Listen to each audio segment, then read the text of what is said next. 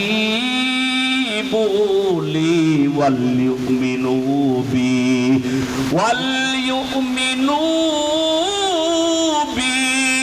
لعلهم يرشدون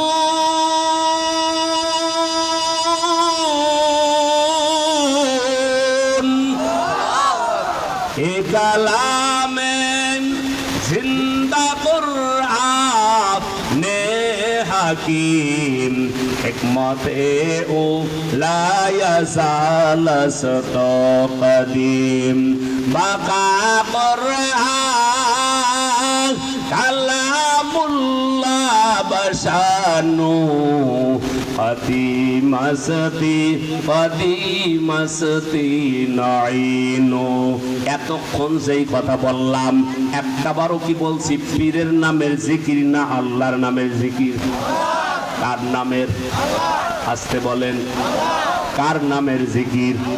যে আল্লাহ আমাদেরকে সৃষ্টি করছে, যে আল্লাহ আমাকে বানাইছে, যে আল্লাহ নকশা ছাড়া আমাকে বানাইলেন, ওই আল্লাহ তাআলার নামের জিকির। এইবার জবান খুলিয়া বলেন, আল্লাহর নামের জিকির করা দরকার আছে না নাই? আল্লাহর নামের জিকির করো,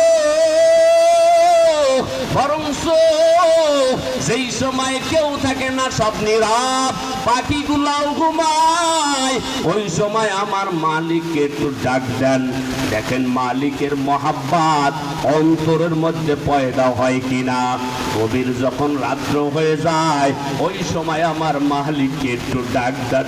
ও আল্লাহ,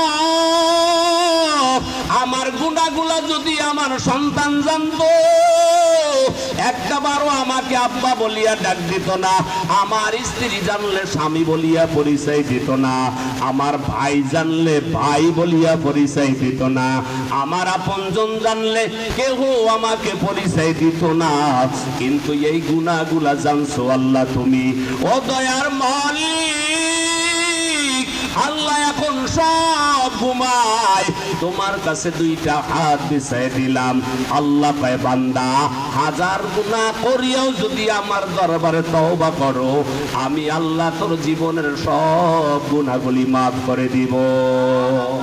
হযরত মুসা পয়গম্বর বিশাল মজমানিয়া হাজির, কেন হাজির হয়ে গেল? বৃষ্টি হয় না, বৃষ্টি চাওয়ার জন্য মুসা পয়গম্বর বলেন, সকলকে নিয়া আল্লাহর কাছে দোয়া করলে হয়তো আল্লাহ তাআলা বৃষ্টি দিতে পারে। এ মধ্যবহরের মুসলমান জানতে চাই, আওয়াজ দিয়া বলেন, বৃষ্টি দেওয়ার মালিক কে? দুনিয়ার কেউ দিতে পারেনি, বৃষ্টি দেওয়ার মালিক কে? আরে জবান খুলিয়া বলেন না, বৃষ্টি দেওয়ার মালিক কে? আরো জবান খুলে বলেন, বৃষ্টি দেওয়ার মালিক কে? মুসা পয়গম্বর বিশাল মজমানিয়া যখন হাজির হয়ে গেছেন, এইবার মুসা পয়গম্বর আল্লাহর কাছে দোয়া করতেছেন, আয় আল্লাহ, আমার উম্মতগুলো বৃষ্টি চায়, উম্মতকে তুমি বৃষ্টির ব্যবস্থা করিয়া দাও। মুসা পয়গম্বরকে আল্লাহ জানায় দেয়, মুসা, এই মজলিসের মধ্যে এমন একজন গুনাহগার আছে, যেই লোকটা 40 বছর পর্যন্ত শুধু গুনাহই করছে, নেক আমল বলতে কিছুই করে নাই, জীবনটা শুধু গুনাহ করতে করতে অতিবাহিত করে ফেলছেন। জীবনটা উঠিয়া যাও, তোমার কারণে বৃষ্টি হয় না। বহরিয়ার মুসলমান জানতে চাই, এইবার মুসা পয়গম্বর যখন ডাকতেছে, আওয়াজ করিয়া বলেন, গুনাহগার শুনছে কি শুনে নাই? গুনাহগার শুনছে। এই গুনাহগার উঠো, তোমার কারণে বৃষ্টি হয় না। গুনাহগার কয়, আল্লাহ, এই মজলিস থেকে আমি যদি উঠিয়া যাই, মানুষগুলা সবাই জানবে আমি বড় গুনাহগার, আমার থেকে গুনাহগার আর কেউ নাই, আমার কারণে বৃষ্টি হয় না, মানুষগুলা আমারে সি সি বলে তাড়াবে। আল্লাহর কাছে মাথাটা নত করিয়া জোরেও কান্না করতে পারে না, কারণ মানুষ মনে করবে ইনি হলো সব থেকে বড় গুনাহগার। কথা ঠিক কিনা? মানুষ মনে করবে এই লোকটাই সব থেকে বড় গুনাহগার। এইবার ওই লোকটা মিনিটের দিকে দিকে মাথা নিচু করিয়া চোখের পানি চাইরাতে আল্লাহ তুমি ক্ষমা করতে করতে তুমি হইলা গফফার।